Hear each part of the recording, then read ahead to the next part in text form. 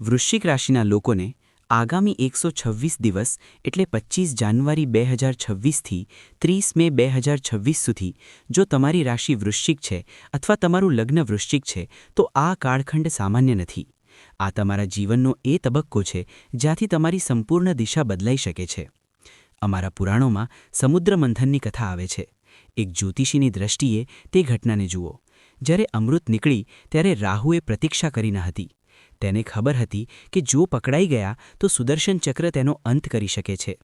મૃત્યુ નિશ્ચિત હતું, છતાં પણ રાહુની અંદર તે પાગલપણું, તે જુનૂન હતું કે પરિણામ જે પણ થાય મને મારું લક્ષ્ય પ્રાપ્ત કરવું છે. અને અંત શું થયું? માથું કપાઈ ગયા પછી પણ રાહુ અમર બની ગયો. 25 જાન્યુઆરીથી એ રાહુ તમારા ચોથા ભાવે એટલે ઘર, માતા અને માનસિક સુખના ઘરમાં પ્રવેશ કરી રહ્યો છે. આ તમારી કુંડળીનું પોતાનું સમુદ્ર મંથન છે. સમાજમાં વધારે ભાગના લોકો તમને ચોથા ઘરના નામ પર ભયભીત કરશે. તેઓ કહેશે કે આ અસ્થિરતાનો સમય છે. પરંતુ હું અહીં તમને ડરાવવાનો નથી, પરંતુ એક અચૂક રણનીતિ આપવા આવ્યો છું. જ્યોતિષ કોઈ જાદુટોનું નથી. આ શુદ્ધ ગણિત અને વિજ્ઞાન છે. અને આ ગણિત કહી રહ્યું છે કે આ 4 મહિનામાં સફળતાનો એવો દ્વાર ખુલવાની સંભાવના છે જે કદાચ આગામી 18 વર્ષમાં ફરી ખુલશે નહીં. મિત્રો, હું આચાર્ય તેજસ શર્મા તમે સૌનું અમારા યુટ્યુબ ચેનલ રાશિચક્રમાં સ્વાગત કરું છું. જો તમને અમારી વિડીયો ગમે તો વિડીયોને લાઇક કરો અને ચેનલને સબસ્ક્રાઇબ જરૂર કરો. આથી અમને આવી વિડીયોઝ બનાવવા માટે પ્રેરણા મળશે.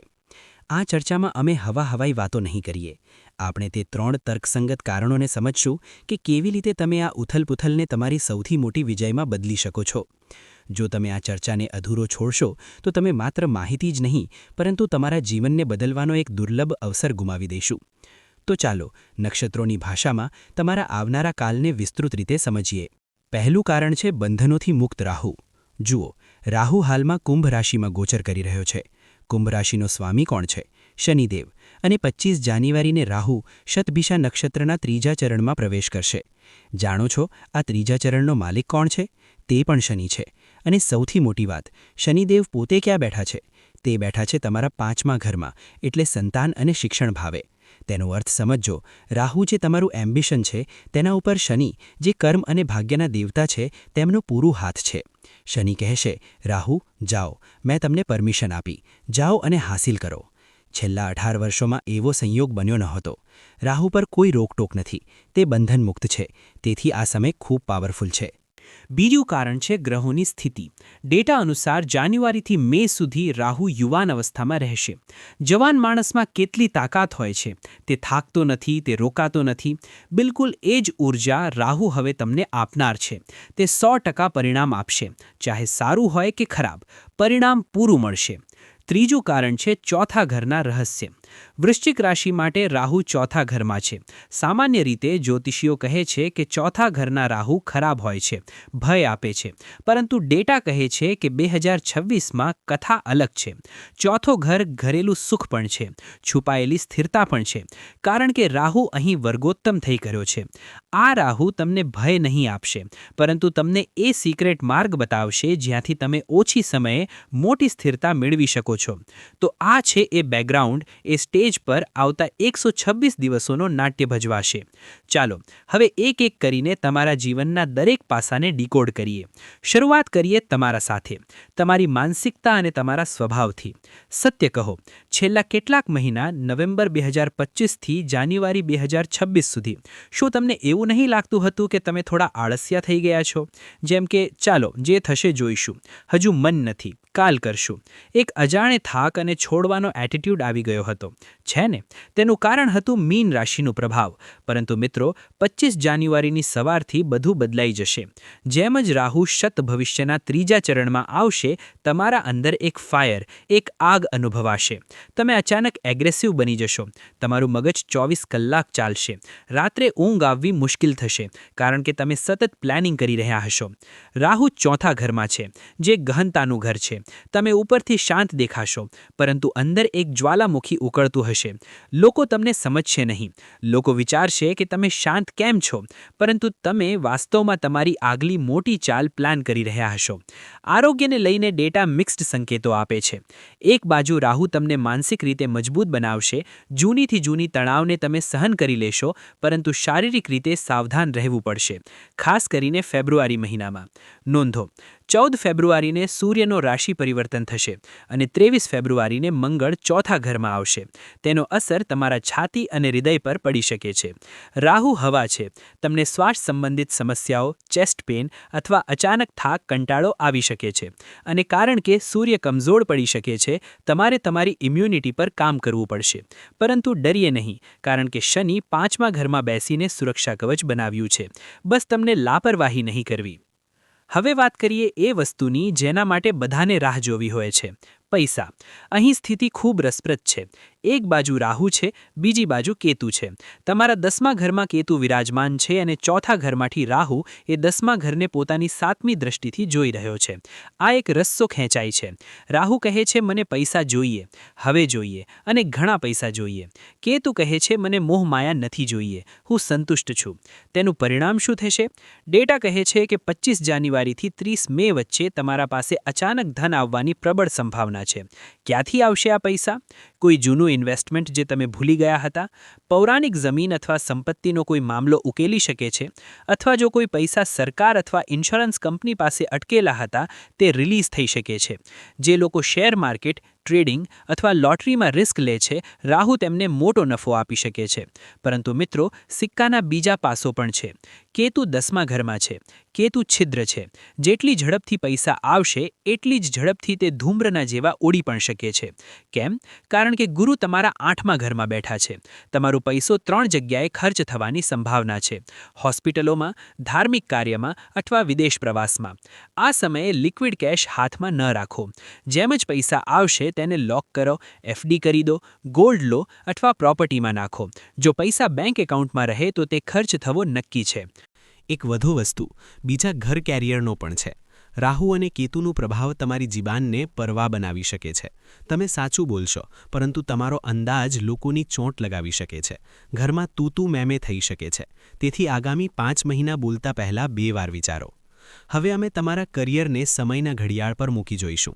ડેટા અનુસાર આપણે આ સમગ્ર પીરિયડને 2 ભાગોમાં વિભાજિત કરી શકીએ છીએ. ફેઝ 1 25 જાન્યુઆરીથી 28 માર્ચ સુધી છે. આ તે સમય છે જ્યારે રાહુ શતભિષાના 3જા ચરણમાં છે અને નવાંશમાં કુંભમાં છે. આ ફેઝ રિસર્ચ અને બેકએન્ડ વર્કનો છે. જો તમે સ્ટુડન્ટ છો, સાયન્ટિસ્ટ, ડેવલપર છો અથવા એવી કોઈ કામ કરો છો જ્યાં ઊંડી વિચારવાની જરૂર છે, તો આ તમારો ગોલ્ડન પીરિયડ છે. તમારું ફોકસ કમાલનું હશે. તેમાં ફેબ્રુઆરીનો મહિનો ખૂબ ખાસ છે. ફેબ્રુઆરીમાં 3ય ઘરમાં એક ચતુર્ગૃહ યોગ બની રહ્યો છે. સૂર્ય, મંગળ, બુધ અને શુક્ર બધું સાથે. અને સૌથી મોટી વાત, તમારું ફર્સ્ટ લોર્ડ એટલે મંગળ મહાઉચ્ચમાં છે. જો તમે નોકરી શોધી રહ્યા છો, તો 14 ફેબ્રુઆરીથી 22 ફેબ્રુઆરી વચ્ચે ઇન્ટરવ્યૂ શેડ્યુલ કરો. સફળતા દર 90%થી વધુ છે. બિઝનેસમાં જો કોઈ નવી સ્ટ્રેટેજી બનાવવી હોય તો તે હવે બનાવો. ફેઝ 2 29 માર્ચથી શરૂ થશે અને 30 મે સુધી ચાલશે. 29 માર્ચે દૃશ્ય બદલાશે. રાહુ શતભિષાના 2જા ચરણમાં પ્રવેશ કરશે. તેનું નવાંશ મકરમાં બને છે, જે તમારું 3ય ઘર છે. અત્યાર સુધી તમે શાંતિપૂર્વક મહેનત કરી રહ્યા હતા. હવે તે દુનિયા સામે આવશે. જો કોઈ બિઝનેસ ડીલ અટકી હોય તો તે ફાઇનલ થશે. પાર્ટનર્સનો પૂર્ણ સપોર્ટ મળશે. ઓફિસમાં તમારા કામની પ્રશંસા થશે. બોસ જે પહેલાં નુક્તાચીની કરતા હતા, હવે તમારી વાત સાંભળશે, કારણ કે 12મું હાઉસ એક્ટિવ છે અને રાહુ 3ય હાઉસ સાથે કનેક્ટ થઈ રહ્યો છે. વિદેશ સાથે જોડાવા માટે અથવા ફોરેન ટ્રેડ માટે આ સમય ખૂબ શુભ છે. જો સેક્ટર્સની વાત કરીએ તો સોશિયલ મીડિયા, આઈટી અને સોફ્ટવેર, મેડિકલ અને ફાર્મસી અને રિયલ એસ્ટેટમાં કામ કરતા લોકો માટે આ સમયે મોટી છલાંગ લગાવવાનો છે. હવે અમે વિડીયોના સૌથી ક્રિટિકલ સેક્શન પર આવ્યા છીએ: સંબંધો અને સાવધાની. ફેબ્રુઆરીનો મહિનો લવ લાઈફ માટે કોઈ બોલિવૂડ મૂવીથી ઓછો નહીં હશે. તમારા 3ય ઘરમાં મંગળ અને શુક્ર સાથે બેઠા છે. સિંગલ્સ માટે કોઈ નવો સંબંધ બની શકે છે. આકર્ષણ ખૂબ ઊંચું રહેશે, પરંતુ કપલ્સ માટે હાઈ રોમાન્સ સાથે હાઈ ડ્રામા પણ રહેશે. ઈગો ક્લેશ થશે. પરંતુ મિત્રો, 23 ફેબ્રુઆરી 2026ને કેલેન્ડરમાં માર્ક કરો. આ દિવસે મંગળ તમારા 3ય ઘરમાંથી બહાર નીકળીને ચોથા ઘરમાં જશે. ત્યાં રાહુ પહેલેથી બેઠા છે. મંગળ અને રાહુનું મિલન અર્થ એંગારક દોષ આ ચોથા ઘરમાં બની રહ્યો છે. તેનો અસર 3 જગ્યાએ પડશે. પ્રથમ, પરિવાર વચ્ચે અચાનક મોટા ઝઘડા થઈ શકે છે. વાત અલગાવ અથવા સેપરેશન સુધીની ધમકીઓ સુધી પહોંચી શકે છે. તેથી શાંત રહો. બીજું, સ્કેન્ડલ. રાહુ ચોથા ઘરમાં સિક્રેટ્સ ખોલે છે. જો તમે કોઈ હિડન રિલેશનશિપમાં છો તો પકડાઈ જવાની ભય 100% છે. ત્રીજું અને સૌથી જરૂરી, અકસ્માતો. 23 ફેબ્રુઆરી પછી ગાડી ચલાવતા વખતે થોડી પણ લાપરવાહી ના કરો. સ્પીડ ઓછી રાખો. હેલ્મેટ અને સીટ બેલ્ટનો ઉપયોગ કરો. ચોટના યોગ બની રહ્યા છે. એક વધુ ચેતવણી જે ડેટા આપે છે, ટેકનોલોજી માટે. લેપટોપ અથવા પ્રાઇવેટ ચેટ લીક થઈ શકે છે. ઓફિસના ઈમેલ્સ ધ્યાનથી મોકલો. પાસવર્ડ્સ મજબૂત રાખો. તમારું કોઈ જૂનું રાજ બહાર આવી શકે છે જે તમારી રેપ્યુટેશન ખોટી કરશે. સતર્ક રહો. હવે હું વાત કરવી છું તે લોકો સાથે જેઓ ઘરના આધાર છે. મારી માતાઓ અને બહેનો જે હાઉસવાઇફ અથવા હોમમેકર છે. ઘણીવાર રાશિફળમાં તમારા વિશે અલગથી વાત નથી થતી, પરંતુ વૃશ્ચિક રાશિ માટે આ સમય સૌથી વધુ તમને પ્રભાવિત કરશે, કારણ કે વૃશ્ચિક રાશિનો સ્વામી મંગળ છે અને તમે ઘરના ઇમોશનલ બેરોમીટર છો. જો તમે હાઉસવાઇફ છો તો આ 126 દિવસ તમારા માટે 3 મોટા બદલાવ લાવી રહ્યા છે. ધ્યાનથી સાંભળો. સૌપ્રથમ, પરિવાર કનેક્શન. મિત્રો, રાહુ તમારા ચોથા ઘરમાં બેઠા છે. જ્યોતિષમાં ચોથું ઘર માતા અને ઘરનું ઘર હોય છે. ડેટા સ્પષ્ટ ઇશારા આપે છે કે આ સમયે પરિવાર પક્ષ સાથે ગેરસમજના પૂરા યોગ છે. રાહુ ધુઓ છે. શક્ય છે તમારા પરિવારમાં કોઈ વાત ખરાબ થઈ જાય. તમે કંઈ સારું કરવા જશો પરંતુ તેનો અર્થ ખોટો કાઢવામાં આવશે. આ સમયે સમજાવવા માટે તમારી ઊર્જા વેસ્ટ ના કરો. શાંત રહો. આ રાહુનો ભ્રમ છે જે મે પછી આપોઆપ દૂર થશે. બીજું, કિચન સેફટી. આ પોઈન્ટ મેં પહેલેથી ટચ કર્યો છે, પરંતુ તમારા માટે આ લાઈફ સેવિંગ એડવાઇસ છે. ખાસ કરીને 23 ફેબ્રુઆરી પછી, જ્યારે મંગળ ચોથા ઘરમાં આવશે. માર્સ આગ છે અને રાહુ ગેસ છે. તમારો વધારે સમય કિચનમાં પસાર થાય છે. રાહુ શતભિષામાં છે, જે સિક્રેટ્સનું નક્ષત્ર છે. તમારા ફોન, ગેસ સિલિન્ડર તપાસો. ગરમ તેલ અથવા છરી વાપરતી વખતે ધ્યાન ભટકાવવું નહીં. ડેટા કહે છે કે બળવું અને કાપવાની શક્યતા ઊંચી છે. જલ્દી એબ્સોલ્યુટ ના કરો. પણ મિત્રો, બધું નેગેટિવ નથી. રાહુ તમને એક મોટી શક્તિ પણ આપી રહ્યા છે. ચોથું ઘર છુપાયેલી વસ્તુઓનું છે. શું તમારા અંદર કોઈ એવી ટેલેન્ટ છે જે તમે દુનિયાથી છુપાવી રાખી છે? કુકિંગ, રાઇટિંગ, પેઇન્ટિંગ, ટેરો રીડિંગ અથવા સ્ટોક માર્કેટ સમજ? આ સમય છે તે ટેલેન્ટ બહાર લાવવા માટે. રાહુ તમને વર્ક ફ્રોમ હોમ અથવા સિક્રેટ ઇન્કમ જનરેટ કરવામાં મદદ કરશે. તમે ઘરમાં બેઠા બેઠા ઇન્ટરનેટના માધ્યમથી કંઈક આવું શરૂ કરી શકો છો જે તમારી અલગ ઓળખ બનાવશે. શનિ તમને સપોર્ટ કરે છે. જો તમે કોઈ ઓનલાઈન કોર્સ જોડ્યો અથવા બિઝનેસ શરૂ કર્યો તો પતિ અને પરિવાર આશ્ચર્યચકિત રહેશે કે તમે એટલું આગળ કેવી રીતે વધી ગયા. અને છેલ્લી વાત, હાઉસવાઇફ માટે મેન્ટલ પીસ, કારણ કે ગુરુ તમારા 8મા ઘરમાં છે. તમારું મન વારંવાર એકાંત માંગશે. ઘરના શોરશરાબાના વચ્ચે તમને લાગશે કે કાશ હું ક્યાંક દૂર જઈને રહેવું. આ ફિલિંગને દબાવશો નહીં. ધાર્મિક યાત્રાઓ પ્લાન કરો અથવા દિવસમાં 15 મિનિટ કાઢીને ધ્યાન કરો. આ તમારા મેન્ટલ પીસ માટે ઓક્સિજનનું કામ કરશે. મિત્રો, સમસ્યા છે તો ઉકેલ પણ છે. અમારા આર્ષિ મુનિઓએ ગ્રહોના પ્રભાવને બેલેન્સ કરવા માટે કેટલીક સરળ અને વૈજ્ઞાનિક ઉપાયો જણાવ્યા છે. આ 5 મહિના સફળ બનાવવા માટે તમને આ રેમેડીઝ કરવી પડશે. સૌપ્રથમ ઉપાય રાહુ માટે. રાહુનું તત્વ ધુઓ છે. જો ઘરમાં નેગેટિવ એનર્જી અથવા ફગ વધી રહ્યો છે તો તેને પોઝિટિવ સ્મોકથી કાપવું પડશે. રોજના સાંજે ઘરમાં ચંદન અથવા ગુગ્ગળની ધૂપ જરૂર બળાવો.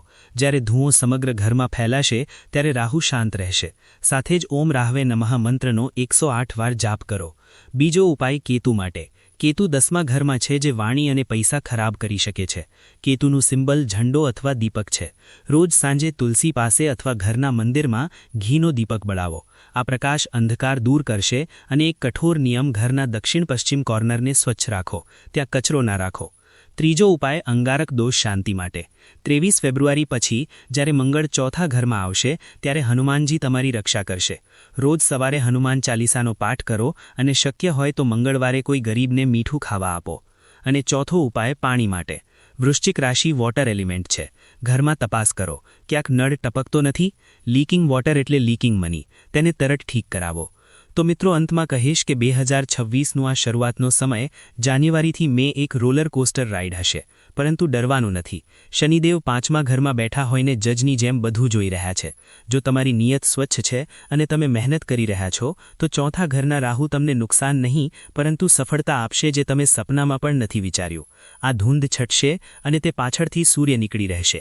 બસ ચાલતા રહો, રોકાવું નહીં. હું આશા કરું છું કે આ ડિટેલ્ડ એનાલિસિસ તમને પસંદ આવ્યું હશે.